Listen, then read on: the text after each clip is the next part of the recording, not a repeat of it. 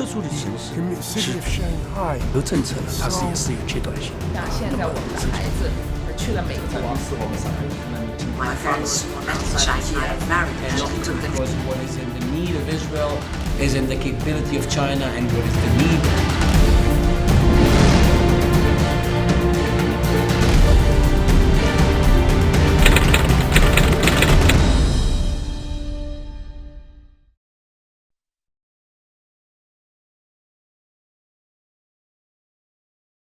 You mentioned that when you grew up in Tianjin, there was a period of Japanese occupation. So, yes, sir. So what was life like during that period of time? Look, up to 1941, although the Japanese were already in China, since Tianjin had concessions, the people who lived in the English and French concessions did not have any contact with the Japanese. The Japanese were blockaded the concessions, but they were not inside the concession. Only in 1941, in December of 1941, when the Japanese attacked Pearl Harbor and declared war on the European countries, did they occupy also the British and French concessions, and we felt more of the Japanese occupation at that time. However, while the Chinese people were not treated too well, the treatment of the Jews in Tianjin, and I'm talking about Tianjin, I don't know about other places, was not difficult. We continued to live our life. We continued to do our things. We continued to go to school. We continued to enjoy life. There was no serious lack of food. There was no serious lack of products. Yes, there were some things missing, but that was only a minor issue. And there was not too much intervention by the Japanese in our life. We couldn't hear radio. We had no shortwave. We didn't have any news. But this was minimum hardship. There were no real hardship in Tianjin for the Jewish people during the war.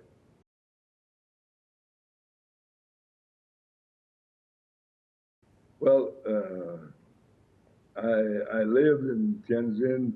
I left Tianjin in 1947.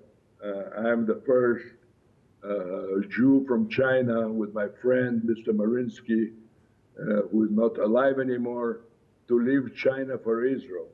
I came to Israel before the state. And so I certainly remember my life in China. I was 17, 18 years old. I remember very well.